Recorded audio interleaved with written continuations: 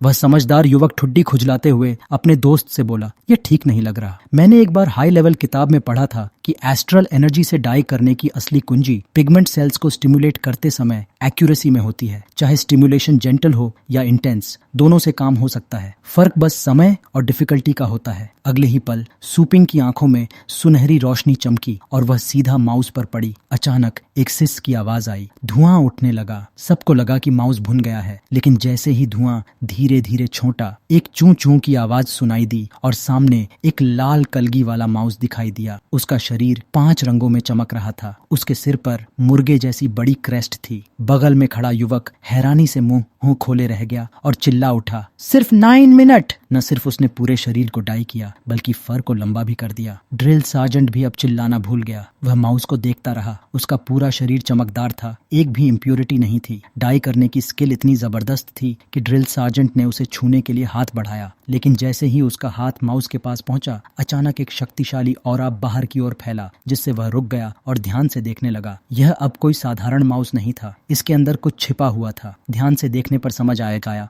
Number 44 ने pigment cells को stimulate करने की मेथड इस्तेमाल नहीं की। उसने एलिमेंट फिक्सेशन मेथड का उपयोग करके शरीर के अंदरूनी एट्रीब्यूट्स बदल दिए, जिससे बाहर का रंग प्रभावित हुआ। हालांकि माउस अभी भी कमजोर था, लेकिन इसमें कोई शक नहीं था कि यह अब एक एलिमेंटल माउस बन चुका था। यह सुनते ही सबकी आंखें फैल गईं। एक मल्टी एलिमेंटल एट्रीब्यूट में बदल देना, और वह भी बिना किसी टूल के, यह पागलपन था। यह रैंक 1 का कंटेंट कैसे हो सकता है? यह तो स्कोप से बाहर है। ड्रिल सार्जेंट ने सुपिंग की ओर देखा, मन में सोचते हुए, यह एग्जामिनी नया है क्या? मैंने इसे पहले कभी क्यों नहीं देखा? कहीं यह किसी पुराने मॉन्स्टर द्वारा नर्चर किया गया टैलेंट तो नहीं? फिर उसने आवाज धीमी की और ऐसा फैसला लिया जो उसने पहले कभी नहीं लिया था। नंबर 44, तुम असेसमेंट पास कर चुके हो। तुमने रैंक 6 से नीचे के सभी असेसमेंट्स को एक्सेलेंटली कंप्लीट किया है। इसलिए मैंने फैसला किया है कि तुम्हें डायरेक्टली रैंक 7 असेसमेंट में भाग लेने दिया जाएगा। यह सुनकर सब हैरान रह गए। हैरानी सिर्फ प्रमोशन की नहीं थी, बल्कि इसलिए भी कि ड्रिल सार्जेंट के चेहरे पर अब एक हल्की मुस्कान थी। सीधे रैंक 7 असेसमेंट? अगर वह पास हो गया तो क्या वह सीधे ग्रेजुएट नहीं कर जाएगा? बिना ज्यादा इंतजार कराए ड्रिल सार्जेंट ने रैंक 7 असेसमेंट का कंटेंट अनाउंस किया। एक फियर्स बीस्ट को टेम करना है। नंबर 44,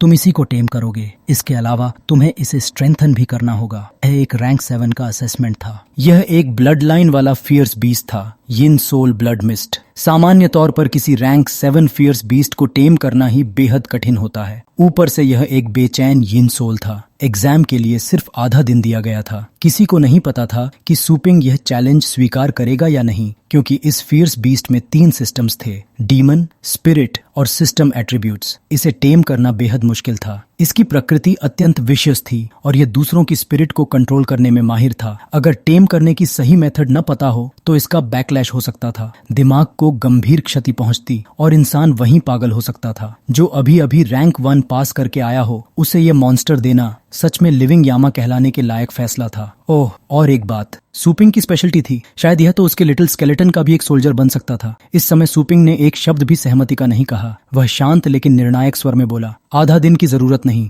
5 घंटे काफी हैं। उसके इस बयान के बाद पूरा मैदान सन्न रह गया। ड्रिल सार्जेंट ने कुछ नहीं कहा। उसने तुरंत केज जमीन पर रख दिया। जैसे ही केज जमीन पर रखा गया, ब्लड मिस्ट सोल ने मुंह खोला, जीभ बाहर निकाली, मानो सुपिंग का मजाक उड़ा रहा हो। उसके पंजे कीलों जैसे तेज थे। वह दहाड़ा। अचानक चारों ओर ताजे खून की तीखी गंध फैल गई। छात्र तुरंत पीछे हट गए, मुंह ढकते हुए, पूरी सतर्कता के साथ। ब्लड मिस्ट सोल की स्पिरिट अटैक एबिलिटी बेहद डरावनी थी। यह मॉन्स्टर सच में खतरनाक था। बैंगनी कपड़े वाली लड़की डीमन की ऑरा को रोकते हुए चुपचाप विश्लेषण कर रही थी। ब्लड मिस्ट सोल की स्पिरिट अटैक क्षमता भयानक है। यह ईवल सोल्स को पजेस कर सकता है, सीधे जीवित शरीर में घुसकर स्पिरिट के माध्यम से शिकार को खा सकता है, और एक बार इन्वेड कर लेने के बाद यह लगभग सभी फिजिकल अटैक से इम्यून हो जाता है। जब तक पास में कोई होली सिस्टम या थंडर सिस्टम ट्रेजर न हो, इसे रोकना असंभव है। जो लोग अभी रैंक 7 पास करते हैं, वे तो इसे छूने की हिम्मत भी नहीं करते। अब सुपिंग क्या करेगा? सबने देखा, काले कपड़ों में खड़ा वह युवक जरा भी भीत नहीं था। सुपिंग सीधे मॉन्स्टर के केज के अंदर चला गया। जैसे ही वह अंदर गया, ड्रिल सार्जेंट ने तुरंत केज बंद कर दिया। इस समय उसकी आंखें तेज थीं और वह घूर कर देख रहा था। उसके सामने खड़े रेस्टलेस यिन सोल मॉन्स्टर को घूरते हुए वह हल्के स्वर में बोला, ड्रिल सार्जेंट, इसे बाहर छोड़ दीजिए। वह अंदर आने से पहले ही तैयार था। जैसे ही ईवल बीस्ट ने अपने शिकार को देखा, उसने तुरंत मुंह खोल दिया और खुशी से झपट पड़ा। उसने तुरंत ईवल सोल पोजेशन एक्टिवेट कर दिया। अपने नए तेज क्लॉज के साथ वह सूपिंग पर झपटा। उसका इरादा था उसे पकड़कर उसके माइंड में घुस जाना, लेकिन जहां जहां बीस्ट वार करता, सूपिंग वहां से गायब हो जाता। वह बेहद हल्का और फुर्तीला था, कभी बाएं झुकता, कभी दाएं, कभी नीचे बैठता, कभी ऊपर देखता और अगले ही पल हवा में उछल जाता। यह बिल्कुल चूहा और बिल्ली का खेल लग रहा था। जब रेस्टलेस यिन सोल नीचे सूपिंग को ढूंढ रहा था, तभी सूपिंग अचानक ऊपर उछला और सीधे उसके सिर पर लात मारी। उसने लाइब्रेरी में इस तरह के बीस्ट के बारे में पढ़ा था। उसे पता था कि इसे काबू करने के लिए थंडर सिस्टम ट्रेजर की जरूरत होती है, लेकिन सूपिंग के पास कोई थंडर सिस्टम ट्रेजर नहीं था। अगर बीस्ट को थंडर चाहिए था तो वह खुद उसे दिखा देगा। सूपिंग ने अपनी 5 उंगलियां फैलाकर रेस्टलेस यिन सोल के सिर पर रख दी। उसने अपनी थंडर पाथ सीधे उसके दिमाग में प्रवाहित कर दी और उसके माइंड के अंदर विशाल गरिमामय थंडर गॉड की छवि उतार दी। वन आइड डीमन की आंखें पलट गईं, उसकी प्यूपिल्स डर से सिकुड़ गईं। उसने स्पष्ट रूप से थंडर गॉड का पूरा स्वरूप देख लिया था। अगले ही पल वह दहाड़ उठा, बचाओ, मुझे बचाओ। अब उसे उस काले कपड़ों वाले मानव शिकार की परवाह नहीं थी। वह सीधे एग्जिट के आयरन फ्रेम की तरफ भागा, सिर्फ सूपिंग से दूर जाने के लिए। उसके चेहरे को देखकर साफ था, ब्लड मिस्ट सोल को अभी अभी वर्ल्ड शैटरिंग मेंटल शॉक लगा था। अब वह सूपिंग से पंगा नहीं लेना चाहता था। सूपिंग के पास समय था। वह शांत कदमों से रेयर हर्ब्स वाले काउंटर की ओर बढ़ा, उसे स्ट्रेंथन करने के लिए। उसने एक हरा लंप उठाया और कुछ बैंगनी ब्रांचेस, जिनके बारे में उसने 9 अंडरवर्ल्ड 100 रिफाइनमेंट्स में पढ़ा था। उसमें लिखा था कि रैंक 9 से नीचे की ब्लड लाइन वाले डीमंस को कैसे अपग्रेड किया जाए। सूपिंग ने सोचा, यह नई मेथड आजमा ही लेता हूँ ताकि भविष्य में लिटिल स्केलेटन को अपग्रेड करने में आसानी हो। उसने दोनों हर्ब्स का एसेंस एस्ट्रल एनर्जी से अलग किया और रिफाइन करने लगा। दाएं हाथ में fire system soul condensing grass, बाएं हाथ में thunder system orchid wine. Blood mist soul की सबसे बड़ी वीकनेस थी। वह थंडर सिस्टम अटैक से बेहद डरता था। सूपिंग उसी कमजोरी को खत्म करना चाहता था। उसने दोनों रिफाइंड एसेंस को मिलाया।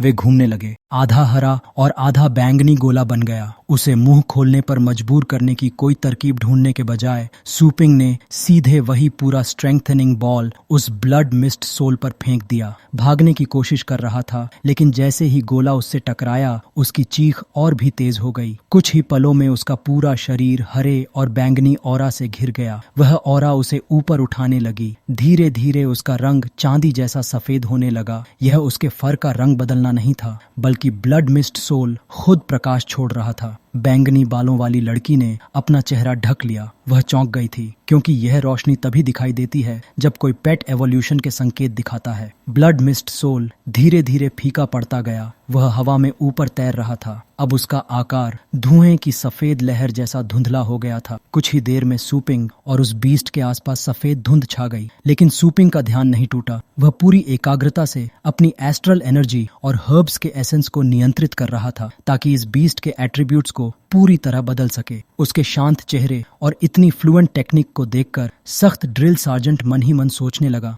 इसके पीछे जरूर कोई बड़ी ग्रैंडमदर जैसी मास्टर होगी जिसने इसे सिखाया है। यह लड़का साधारण नहीं है। रोशनी धीरे धीरे कम होने लगी। अब बीस्ट का आकार साफ दिखने लगा और फिर सबने देखा कि उसका पूरा शरीर नीला हो गया है, जिस पर सुनहरी रेखाएं दौड़ रही थीं। पहले के छोटे सींगों की जगह अब कई जोड़ी मजबूत सुनहरे सींग निकल आए थे। उसकी पीठ बेहद मांसल दिख रही थी। नीली लौ जैसी आभा उसके आसपास लहरा रही थी। अब ब्लड मिस्ट सोल इवॉल्व होकर थंडर एक्सट्रीम स्पिरिट सोल बन चुका था। उसके पैर नहीं थे। वह हवा में ऐसे तैर रहा था जैसे अलादीन का जीनी। छात्र यह बदलाव देखकर दंग रह गए। ब्लड मिस्ट सोल का रूप पूरी तरह बदल गया। यह कैसी एवोल्यूशन है! अब तो यह बहुत मैजेस्टिक लग रहा है। सूपिंग ने हाथ हिलाकर समझाया, नर्चरिंग की प्रोसेस में मैंने थोड़ा थंडर सिस्टम जोड़ा। इससे इसके अंदर का डर न्यूट्रलाइज हो गया। उसकी डीमन ब्लड लाइन दब गई और उसकी ब्लड थर्स्ट कम हो गई। अब यह होली और थंडर सिस्टम अटैक्स के खिलाफ ज्यादा रेजिस्टेंट है। अब यह खून का प्यासा तो नहीं रहा, पर इसका टेम्पर बहुत हॉट हो गया है। मतलब यह पहले से भी ज्यादा फियर्स है।